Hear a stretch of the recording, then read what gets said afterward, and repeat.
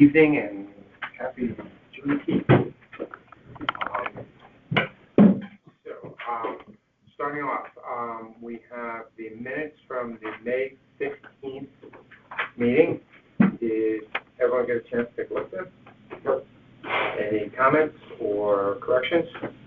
All right. Was it May 15th? May 15th, yeah. Hearing none, the minutes are accepted.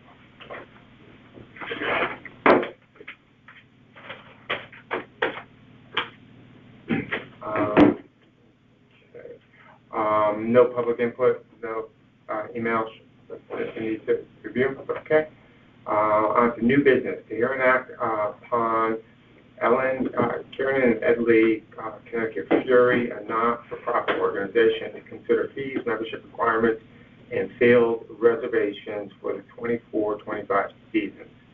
And so the way we're going to present this, since we had a subcommittee meeting last week, on behalf of Ellen and Ed, the subcommittee is going to present the topic. And we'll certainly give you an opportunity to speak, but I think that's easier. We've prepared something. So I'm going to turn it over to Bridget. Okay.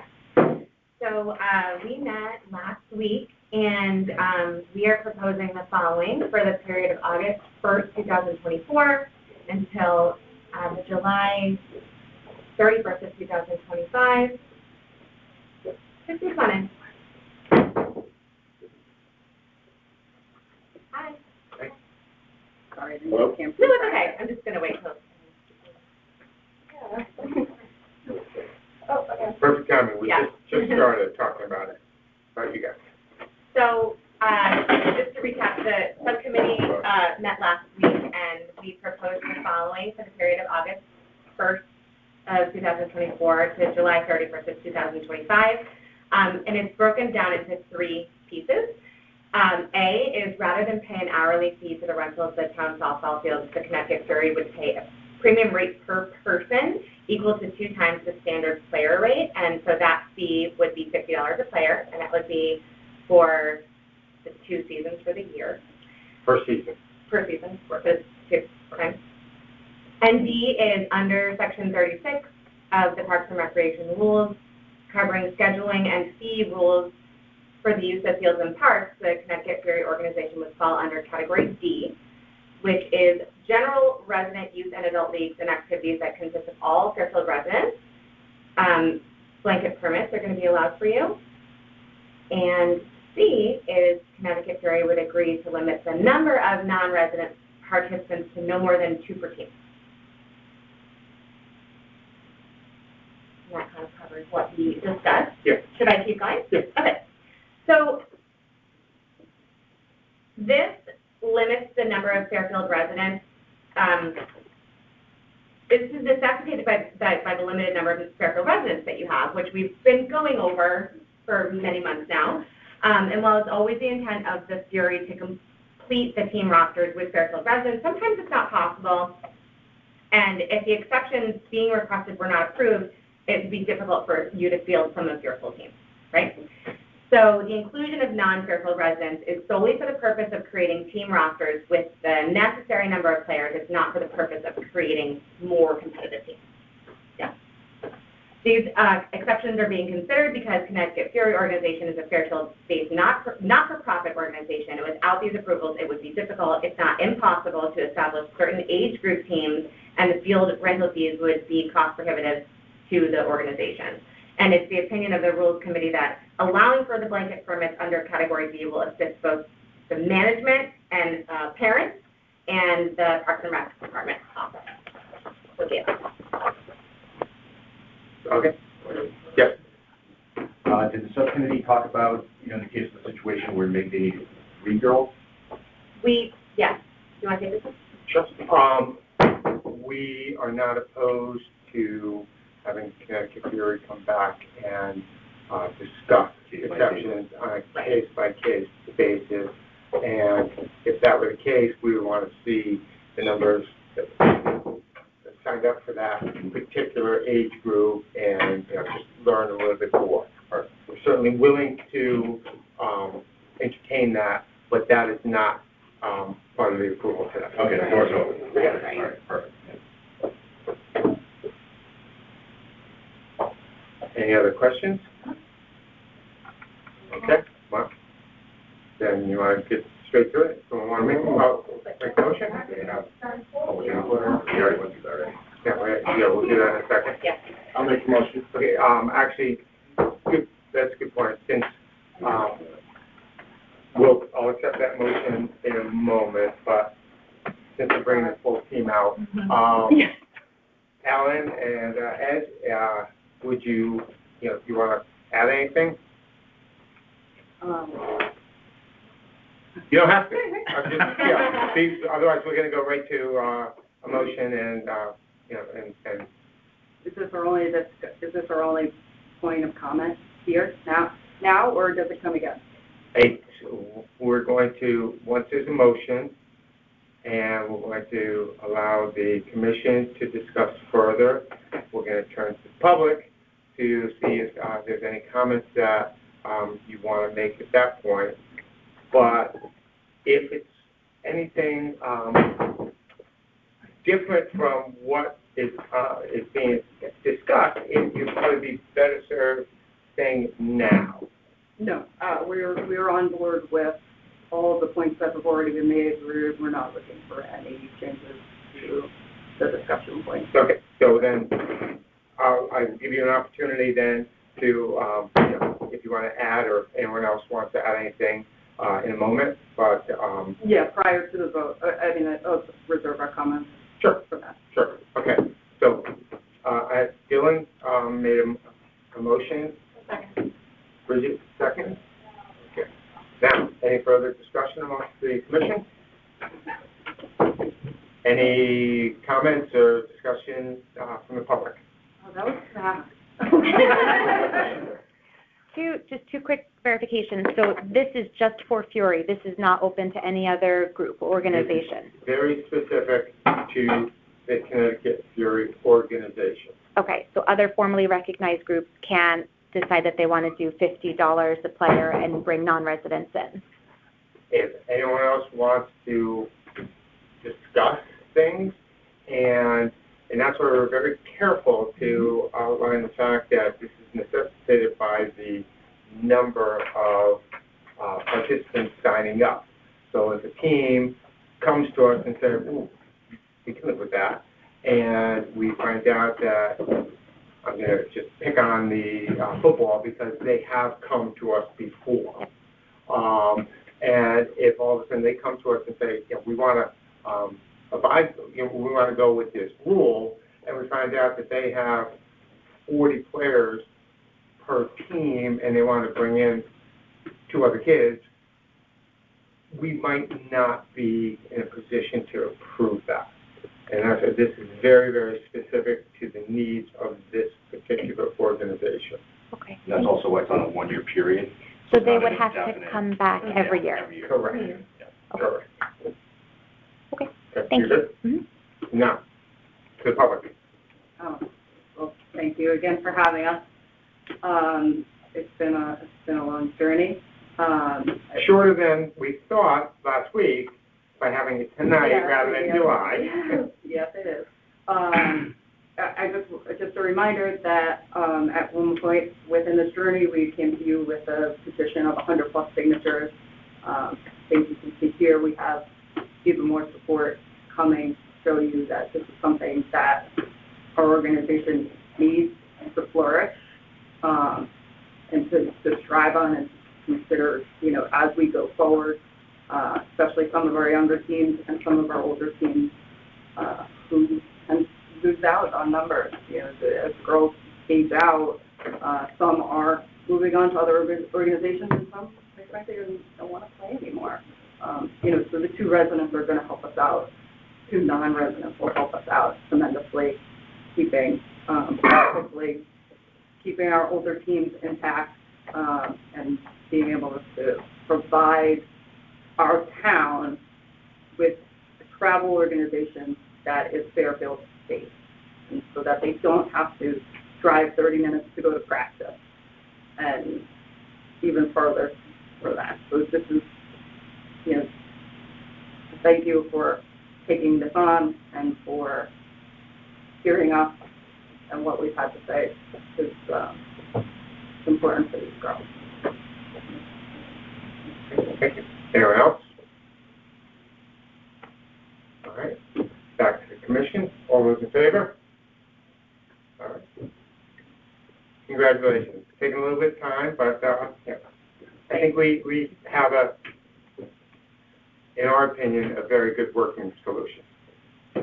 We agree. All right? Thank you. Thank you very much. And invite us to some games. Well, now we can play some home games. Thank you very much. Oh, you're welcome. Okay, next up, the Board of Education report. Yeah, so, our agenda has been, I've been No, I just- sorry. Yeah, Just- I'll wait. yeah. Thank you. I can't believe they're not interested.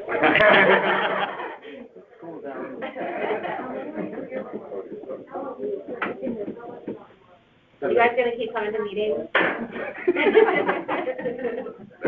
Next year, exactly, yeah, we'll do that next year. Exactly. Thank you, everyone. It's gonna be a normally prepared for one thing. I'll feel that. Thanks, Jeff. Okay, so, at our last meeting, we are in the process of looking through our long-range facilities plan. And so that was a lively discussion, probably lasted for a good hour, as we're looking over the needs of the district, and trying to come to some resolution on paths moving forward. There's disagreement on a few topics. I know there's the will of some members want to vote it out this coming Tuesday. Others want to take a little bit more time to consider some of the facilities issues. Top of the list that would be of interest to this commission is what we're going to do about Dwight, which this doesn't definitively resolve that, but it's trying to get moving on that. So that was one big topic. Other policies that we've been mostly covering lately, I'm not sure how much would be of interest to the commission. We're looking at class sizes. We're looking at a grading policy, but that's, I think, basically what would be of interest to this group, although if there are questions on anything else you've heard about, happy to answer. Good question. What about class sizing? So there's a very long story behind that, so I will condense it.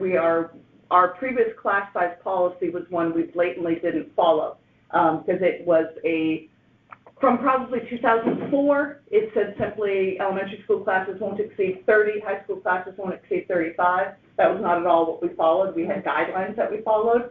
And so we finally decided to tackle it and make it actually reflect what we do. Mm-hmm. But the more we get into that, the more you realize it's actually a very nuanced, it's one thing, it's easy to say we have a class size guideline of K through 2 of 23, grades 3 through 5, elementary school of 25. So that's our current practice.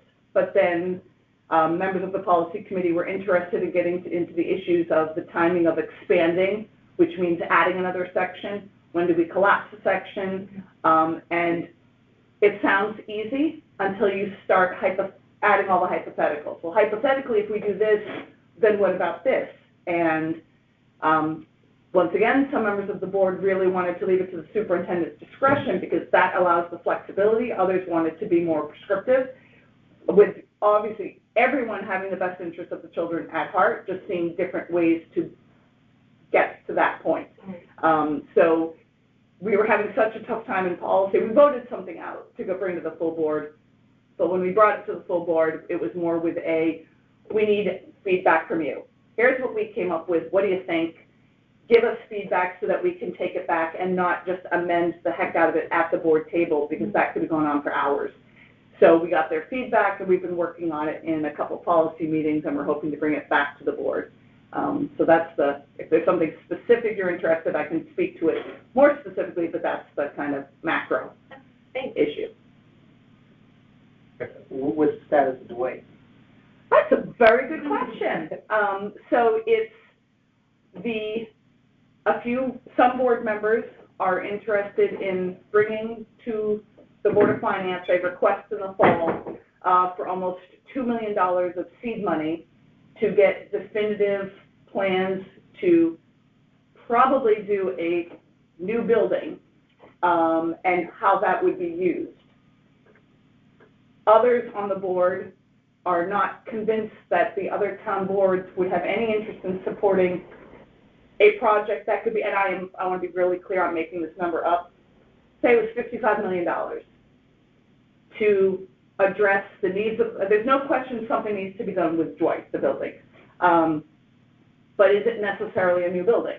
There are other options, and the facilities committee hasn't overly looked into those, or at least not presented it to the full board.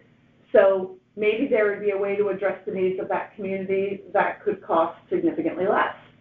And we would anticipate other town boards will ask that question.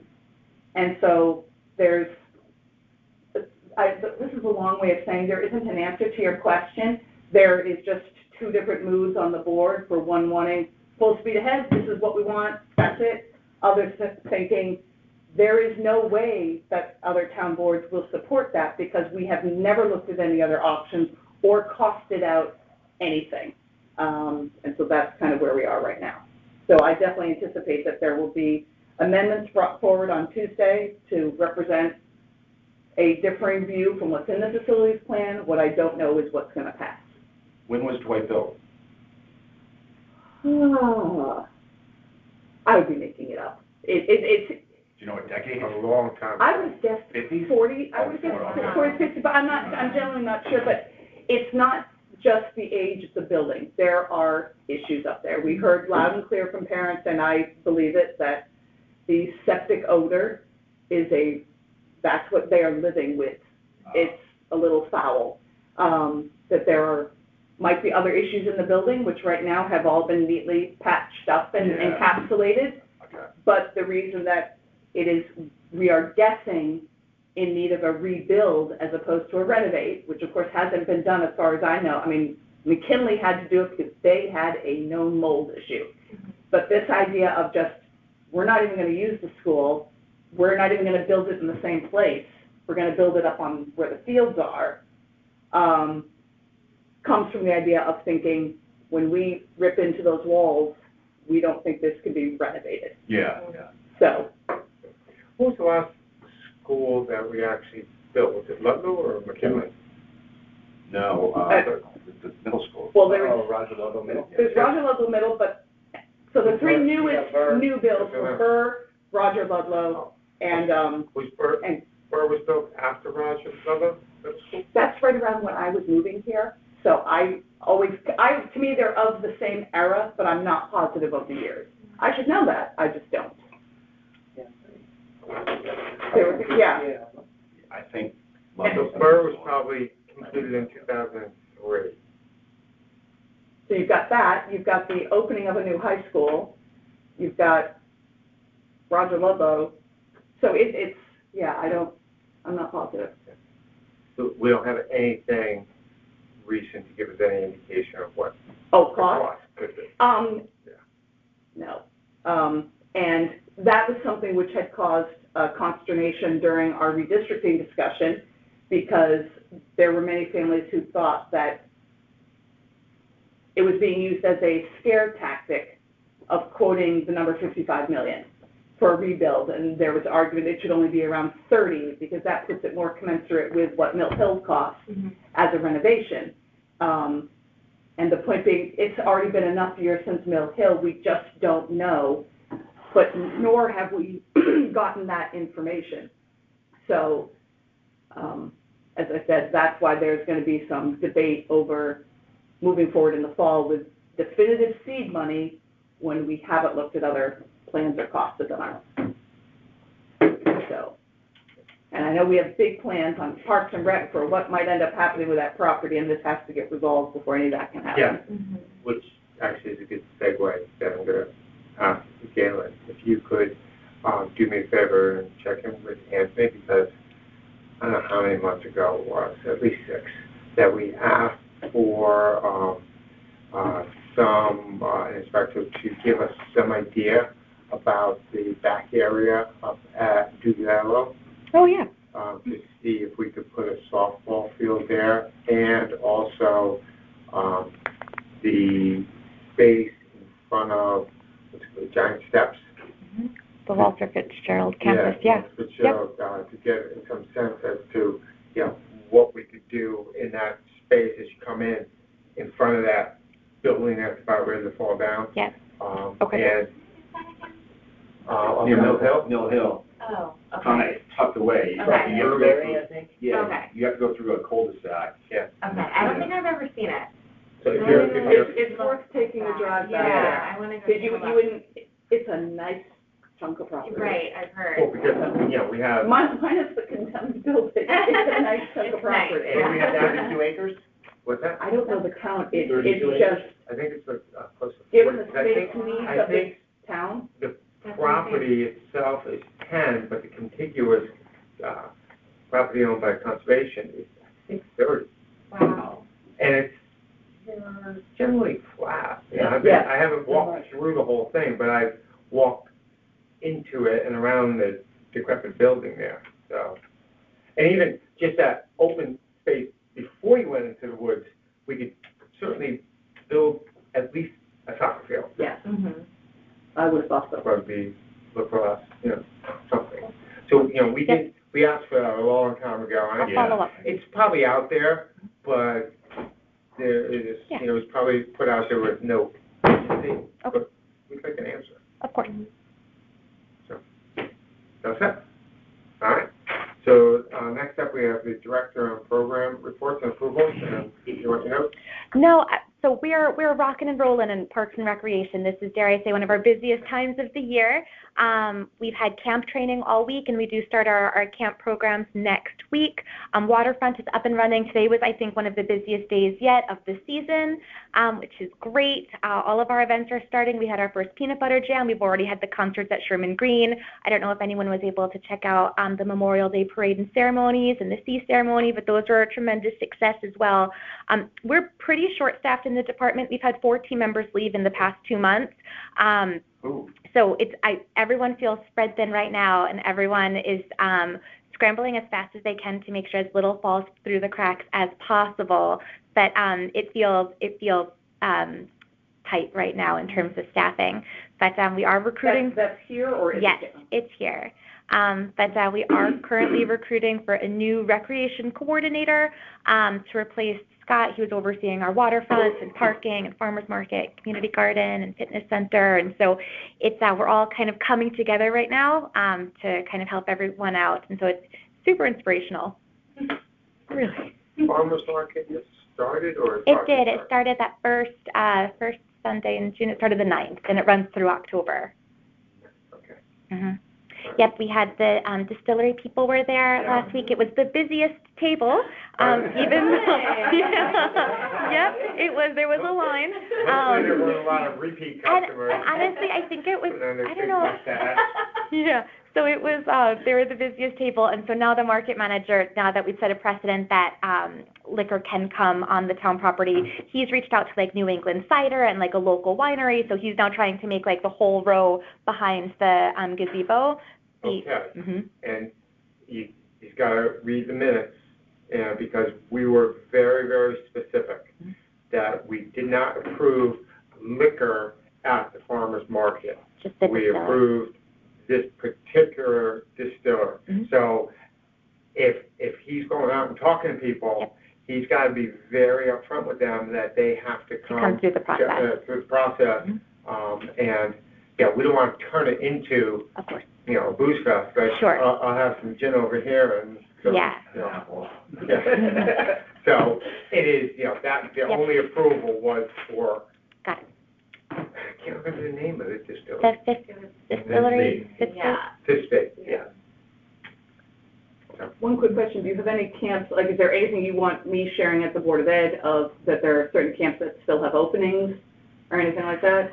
Yeah, I think our camp programs, they're pretty much, I'll just say, set. I think Okay. there might be some spots left in like Endless Summer, which is like maybe the last 2 weeks of August or so, but I think those sold out like gangbusters, during registration day.